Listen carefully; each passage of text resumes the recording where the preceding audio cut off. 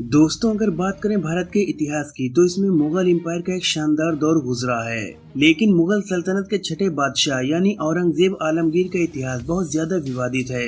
उसको लेकर अक्सर विवाद होता भी रहता है और खासकर चुनाव के दौरान ये विवाद ज्यादा तूल पकड़ लेता है। तो आज की वीडियो में हम जानेंगे कि जिस औरंगजेब के बारे में ये बताया जाता है कि वो रोज जब तक 10,000 ब्राह्मणों के जनेऊ नहीं देख लेता था तब तक खाना नहीं खाता था, तो क्या औरंगजेब इतना ही खतरनाक था? अगर वो रोज 10,000 ब्राह्मणों की हत्या करता था तो फिर 49 साल उसने राज किया, इतने सालों में कितने ब्राह्मणों को मार डाला? औरंगजेब मंदिर क्यों तोड़ता था, और जब वो मंदिर तोड़ता था तो फिर मंदिर बनवाता क्यों था? जब औरंगजेब ने संगीत पर बैन लगा दिया था तो फिर वो सबसे अच्छा वीणा कैसे बजा लेता था? जब वो हिंदुओं पर जजिया कर लगाता था तो फिर उसके सेनापति राजपूत कैसे थे? तो आइए इस वीडियो के जरिए इन सवालों के जवाब तलाशने की कोशिश करते हैं। दोस्तों, मुगलों की कहानी शुरू होती है बाबर से। बाबर का लड़का हुमायूं, हुमायूं का लड़का अकबर, अकबर का लड़का जहांगीर, जहांगीर का लड़का शाहजहां और शाहजहां का लड़का औरंगजेब। औरंगजेब की मां का नाम था मुमताज, हाँ वही मुमताज जिनके नाम पर शाहजहां ने ताजमहल बनवाया था। आपको जानकर शायद हैरानी होगी कि औरंगजेब शाहजहां के बड़े बेटे नहीं बल्कि तीसरे नंबर के बेटे थे। औरंगजेब को शाहजहां बहुत इधर उधर युद्धों में रखा करते थे, कई जगहों का सूबेदार बनाया, लेकिन औरंगजेब को तो बादशाह बनना था। औरंगजेब ने अपने पिता शाहजहां को बंदी बना लिया और भाई दारा शिकोह को विश्वासघात के जुर्म में फांसी पर लटका दिया और खुद दिल्ली में ताज पहन लिया। आज के नेता लोग भी कुछ ऐसा ही करते हैं, बस लोकतंत्र है तो फांसी पर नहीं लटका सकते लेकिन रास्ते से जरूर हटाते हैं। उदाहरण आपके सामने है। औरंगजेब ने अकबर से ज्यादा मुगल सीमाओं का विस्तार किया। अंग्रेजों ने औरंगजेब को कैसे इस्तेमाल किया? अब बात आती है कि औरंगजेब कैसा था, ये दुनिया को किसने बताया? दोस्तों, औरंगजेब पर बहुत कुछ लिखा गया।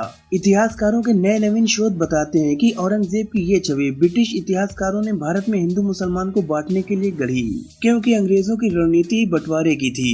वो भारतीय इतिहास को हिंदू मुसलमान के धार्मिक चश्मे से देखना चाहते थे, इसीलिए उन्होंने भारतीय इतिहास के प्राचीन काल और मध्य काल को हिंदू और मुस्लिम काल कहा, लेकिन अपने ब्रिटिश काल को ईसाई काल कहने के बजाय ब्रिटिश काल ही कहा। इसी तर्ज पर मराठी छत्रपति शिवाजी को एक हिंदू शासक के रूप में पेश किया और औरंगजेब के साथ उनके लंबे समय तक चले संघर्ष को हिंदू बनाम मुस्लिम संघर्ष बना दिया। जबकि शिवाजी की सेना में मुसलमान और औरंगजेब की सेना में हिंदू बहुत बड़ी संख्या में थे और दोनों के बीच संघर्ष का आधार सत्ता और अधिकार था, धर्म नहीं। दोस्तों, दूसरे मुगल शासकों की तुलना में औरंगजेब के शासनकाल में सबसे ज्यादा हिंदू उसका शासन संभालने में मदद करते थे। ऐतिहासिक तथ्य बताते हैं कि औरंगजेब 15 करोड़ लोगों पर शासन करता था। उसके पिता शाहजहां के शासनकाल में सेना के तमाम पदों और दरबार के दूसरे अहम पदों पर हिंदुओं की तादाद 24% थी, जो औरंगजेब के समय में 33% तक हो गई थी। औरंगजेब की सेना में वरिष्ठ पदों पर बड़ी संख्या में कई राजपूत नियुक्त किए गए थे। दोस्तों, मराठों और सिखों के खिलाफ औरंगजेब के हमले को धार्मिक चश्मे से देखा जाता है, लेकिन ये बताते वक्त इस बात की उपेक्षा कर दी जाती है कि तब युद्ध क्षेत्र में मुगल सेना की कमान अक्सर राजपूत सेनापतियों के हाथ में ही होती थी। मारवाड़ के राजा जसवंत सिंह औरंगजेब की सेना में बतौर सेनापति शामिल थे। चलिए अब बात जजिया कर पे भी कर लेते हैं, क्योंकि जजिया कर के बारे में औरंगजेब से जुड़ी हुई कहानियां बहुत सारी कही जाती हैं। दोस्तों, जो जजिया कर अकबर ने राजपूत कन्या जोधा से शादी करने के बाद खत्म कर दिया था, वो कर दोबारा औरंगजेब ने लगाया। जजिया कर मुस्लिम राज्य में रहने वाले गैर मुस्लिमों से वसूला जाता था। औरंगजेब के अत्याचार की कहानी बताते हुए पूरे जजिया कर के बारे में कभी नहीं बताया गया, क्योंकि यहाँ उच्च वर्ग को इस कर से छूट थी। इतिहासकारों के मुताबिक जजिया कर उस समय के हिसाब से था। इसके 3 स्तर थे और इसका निर्धारण संबंधित व्यक्ति की आमदनी से होता था। इस कर के कुछ अपवाद भी थे। गरीब, बेरोजगार और शारीरिक रूप से अशक्त लोग इसके दायरे से बाहर थे। इनके अलावा हिंदुओं की वर्ण व्यवस्था में सबसे ऊपर आने वाले ब्राह्मण और सरकारी अधिकारी भी इससे बाहर थे। मुसलमानों के ऊपर लगने वाला ऐसा ही धार्मिक कर ज़कात था, जो हर अमीर मुसलमान को देना जरूरी होता था। आज के हिसाब से जजिया कर एक पक्षपाती कर है, क्योंकि इसमें हिंदुओं को 5% और मुसलमानों को 2.5% कर देना होता था। इसमें कोई दो राय नहीं है। लेकिन औरंगजेब के बारे में ये बताते समय हिंदू मुसलमान को बांटने वाले मुसलमानों पर लगने वाले ज़कात के बारे में छिपा ले जाते हैं। आधुनिक मूल्यों के मापदंडों पर जजिया कर एक पक्षपाती व्यवस्था थी। राष्ट्र, धर्म और जाति के आधार पर इस तरह के भेद नहीं कर सकते। लेकिन औरंगजेब के समय ऐसा नहीं था। उस दौर में उसके दूसरे उदाहरण भी मिलते हैं। जैसे मराठों ने दक्षिण के एक बड़े हिस्से में मुगलों को बेदखल कर दिया था। उनकी कर व्यवस्था भी तकरीबन इसी स्तर की पक्षपाती थी। वो मुसलमानों से ज़कात वसूलते थे और हिंदू आबादी इस तरह की किसी भी व्यवस्था से बाहर थी। जैसे आज भारत हिंदू मुसलमान सबका है, लेकिन ये पक्षपाती है कि हिंदू धर्मगुरु भारत को हिंदू राष्ट्र बनाने की बात खुले मंचों से कहते हैं, इस पर सरकारें कुछ नहीं बोलती। लेकिन अगर कोई मुसलमान भारत को मुस्लिम मुल्क बनाने की बात कह दे तो क्या होगा, वो मुझे बताने की जरूरत भी नहीं है। दोस्तों, अब बात करते हैं कि औरंगजेब मंदिरों को क्यों तोड़ता था, उसको मंदिरों से आखिर क्या दुश्मनी थी। तो सच ये है कि औरंगजेब ने जितने मंदिर तुड़वाए उससे कहीं ज्यादा बनवाए भी। जी हाँ, विश्व प्रसिद्ध इतिहासकार रिचर्ड ईटन के मुताबिक मुगल काल में मंदिरों को ढहाना एक दुर्लभ घटना हुआ करती थी, और जब भी ऐसा हुआ करता था तो उसके कारण राजनैतिक रहे। ईटन के मुताबिक वही मंदिर तोड़े गए जिनमें विद्रोहियों को शरण मिलती थी या जिन मंदिरों से औरंगजेब से खिलाफत करने वालों को मदद होती थी। ईटन के मुताबिक उस समय मंदिर तोड़ने का कोई धार्मिक उद्देश्य नहीं होता था। इसको आज के हिसाब से अगर आप देखेंगे तो ये ठीक वैसा ही हो सकता है। जैसे गोल्डन टेम्पल में खालिस्तानियों के छिपे होने की वजह से इंदिरा गांधी ने ऑपरेशन ब्लू स्टार चलाया था।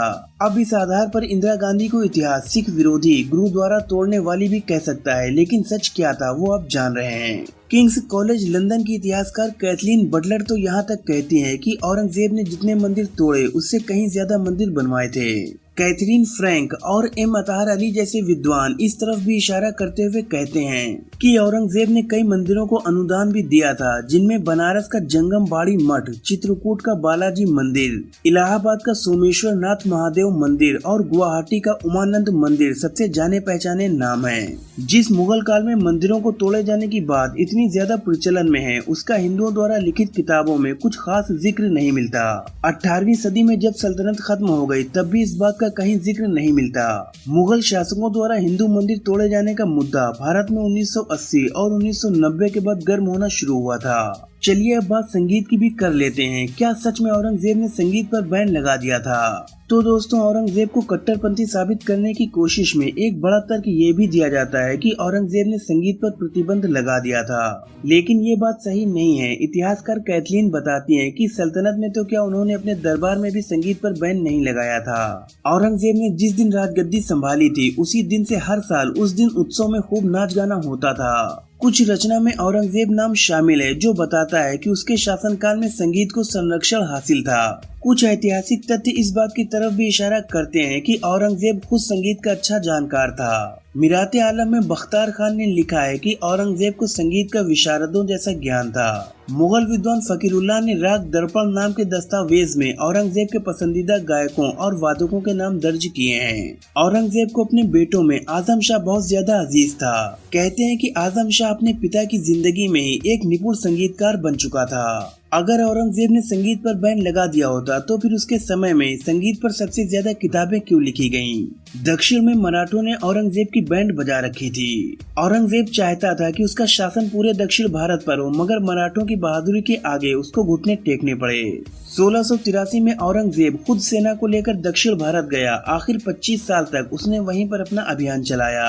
50 सालों तक शासन करने के बाद मृत्यु दक्षिण के अहमदाबाद में 3 मार्च सन 1707 ईस्वी में हो गई। और औरंगजेब के बारे में ये भी कहते हैं कि वो भोग विलासिता में डूबा हुआ शासक था। लेकिन इतिहासकार एक तथ्य और बताते हैं कि वो कुरान की प्रतियां लिखकर और टोपियां सिलकर जो पैसे इकट्ठा किया करता था, उसने कहा था कि उनका अंतिम संस्कार उसी पैसों से किया जाए। औरंगजेब की कब्र आज भी औरंगाबाद जिले के खुलदाबाद में है। दोस्तों, ब्रिटिश हुकूमत ये बहुत अच्छे से जानती थी कि अगर भारत में राज करना है तो फिर हिंदू और मुसलमान को बांटना पड़ेगा, और उन्होंने बड़ी चालाकी से बांटा भी। राजा जब राज करता है तो उसके फैसले कुछ लोगों को पसंद आते हैं तो कुछ लोगों को नहीं आते हैं।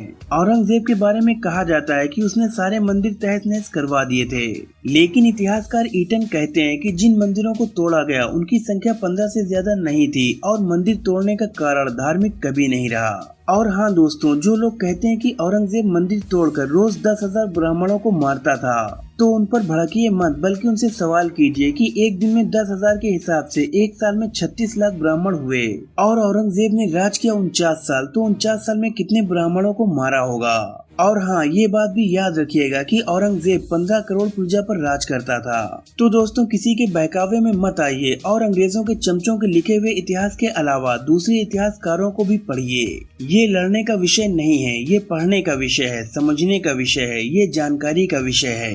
तो दोस्तों, इस वीडियो में फिलहाल इतना ही। आपको ये वीडियो कैसा लगा मुझे कमेंट सेक्शन में जरूर बताएं। अगर वीडियो अच्छा लगा हो तो लाइक करें, शेयर करें और ऐसी नॉलेजेबल वीडियोस देखने के लिए हमारे चैनल को सब्सक्राइब करके बेल आइकन को जरूर प्रेस कर दें। शुक्रिया।